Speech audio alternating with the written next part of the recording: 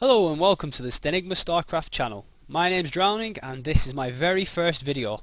I'll be showcasing some amazing matches that I've seen in the world of Starcraft, as well as casting replays of my own matches.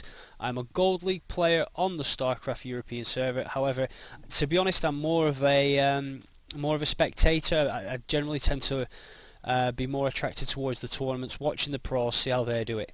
As many of you know, recent tournaments have gone on, such as the TSL3, which was completed last Sunday. If you haven't watched the TSL tournament yet, I highly suggest you go watch it as soon as possible. I think you can catch the replays on Team Liquid's channel, which is youtube.com/Team Liquid Net. It may be actually youtube.com/users or user. But yeah, definitely check that out. Search it, Google it, do whatever you need to do to get a hold of those replays. Absolutely amazing, fantastic final. It went all the way. I think it went all the way to the 7th match, and each game was at least 30 minutes long. It was absolutely amazing. Also, the NASL is in its 5th week, and the games have been awesome as well so far. Also, the commentators have been fantastic. We've been treated to Idra's wealth of knowledge and game analysis, as well as the hilarious In Control. That guy just cracks me up every time, to be honest. Anyway, without further delay, let me talk you through this game quickly. Now, I know this is a quickish video. I just wanted to really introduce the channel and the site, and to let people know what Stenigma is all about. This game here is recently one I played. The map is, of course, Shattered Temple, and my opponent is going to be the Blue Terran Zyroid, spawning in the 9 o'clock position. As you can see him just here. I'm going to speed through the early stages, as it's really a boring match. It's just really to debut the channel. But I've noticed a lot of people really in the lower leagues, bronze, silver, gold, they tend to GG, they tend to quit before they're really beaten, to be honest.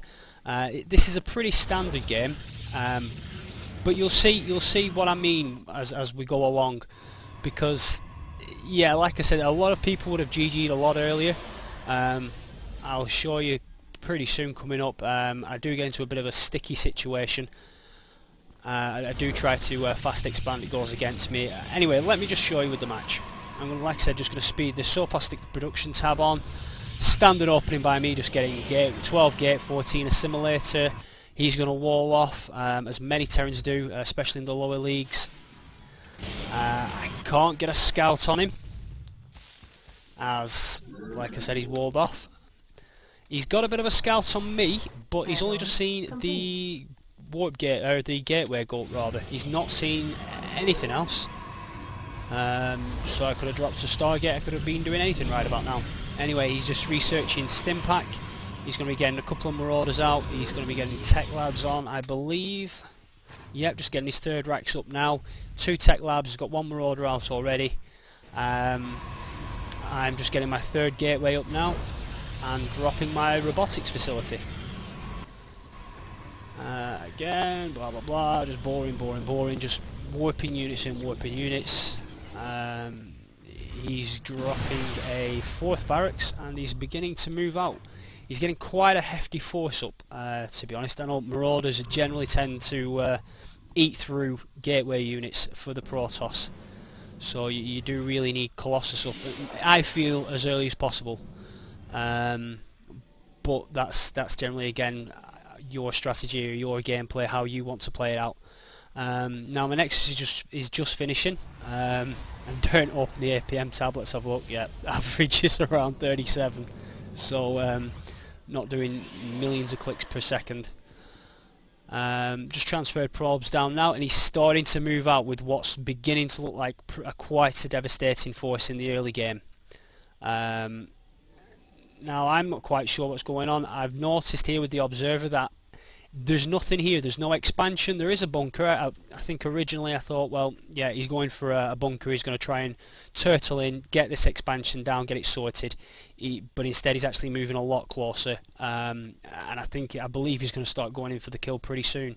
He doesn't know I have this expansion up though, so he doesn't know what I'm doing quite yet. But anyway, he's going to move in. We're going to engage. And I'm losing units left, right and centre. Terrible didn't even throw down a force field. That's obviously one mistake. I could have split the units up. Anyway, he's just eating through me, and I'm looking pretty damn beaten at this moment in time. I decided, look, I've got to get this Nexus, got to let this Nexus go. I can't keep it up. There's no chance I could, reinforce. So I'm just going to force field the ramp. Use the abilities of my units to my advantage, and he's just going to continue to keep me contained at this moment in time. He's even been cheeky enough to put down a sensor tower to see exactly what I'm doing, and you'll see what I mean. He can see exactly how many units I've got. Silly me, I could have of course put the units there, but if he decides to charge up the ramp, then yeah, I can't do much. I can't get the force fields out in time. Now he's just, I'm getting my robotic support bay down, just to try and get Colossus out. If you're a Protoss, you're ever in this position, just try and hold him back, keep him at arm's length. Just try and keep him at arm's length for as soon as possible. You see what I mean now? Force field the ramp, let a few up, just to try and windle that down. There he couldn't see up the ramp, so I just managed to take a few pot shots, weaken a few of these units. He's built a few more barracks up. He's actually built a starport. He's not put a reactor down on there, which as you'll see soon is going to be a big mistake, because I've got my first Colossus out. I'm going to try and get a few pot shots off on these, try and weaken them again. I do need to break this contain, because at this point I'm thinking, okay, he's expanded, he's double expanded to the gold, he's probably got both golds. He's only just expanded now, which is a big mistake on his behalf, because if he'd have cut out a few of these units, he could have gone for the expansion. He could have been in a great economic lead by now. He's only getting his first Viking out. He's not even put a reactor on there, so a bit of a mistake by him. He's got up another starport as opposed to putting a reactor up there. He's pushing up again. Bit of a terrible force field placement by me. I was going to try and play that one off as, I was just trying to let the units stream in slowly. But no, it was a mistake on my behalf on the force fields. Again, trying to poke out with the Colossus, just try and bait him get him into a position where I can really take a few of these units out. Again, he's still streaming units. He's not done anything else. He's mined out completely in his main, and that's why he's only just moved on to his expansion, I would believe. I'm just continuing to try and get units out. I've got 2 Colossus now. I'm thinking, right, I've got to break this hold now. He doesn't have that many units. I've seen his unit composition, and the fight ensues. Now this time it does work out in my favour. He does manage to take out 1 Colossus, but now I'm going to destroy all his reinforcements, take down his sensor tower. And like I said, for a couple of minutes there I was looking pretty damn beaten. A lot of people would have GG'd. I've seen people GG out of a game for a lot less, to be fair. So yeah, I'm just pushing up into his base now. He has got the expansion. I did suspect that he would get that expansion down. Dropped a force field just to try and slow down the units. I'm going to destroy this barracks, which was only half built. I'm going to take out this expansion now, and he's trying to flood units out. He's only held 2 Marauders back, but I'm taking out all his SCVs and his mules, and he's got 0 income now. He's dropping a mule, he gets taken out pretty much. Well, yeah, he gets taken out eventually. But yeah, he's trying to push out with a very little force, and it's not going to happen. He tries to take out the Colossus, however, very, very sneaky thing to do. Leave your Stalkers, your Zealots, your Sentries, kite your Colossus around. He's left the game there, and I'm just going to have some fun with destroying his base. But yeah, when Terrans are in desperation mode, they'll go straight for the Colossus, straight for the AoE units.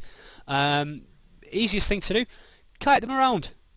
Because all that's going to happen is his units are going to bounce off your Stalkers, which are firing, shooting him in the face, and there's nothing he can do. Your Stalkers will kill the units whilst he's chasing after a Colossus, which is, well, running up a hill. As you can see, just looking around his base, he's got very little in terms of economy. Well, like I said, his main is mined out, and he's got nothing really now. He could have double expanded in the time he had me contained, and he just didn't. So yeah, the lesson of this game is really don't GG until you are truly beaten. Especially if you're Protoss, you can utilise those force fields. It can be annoying for other players, but hey, that's why we play Protoss. So yeah, don't GG. Anyway, that's the video.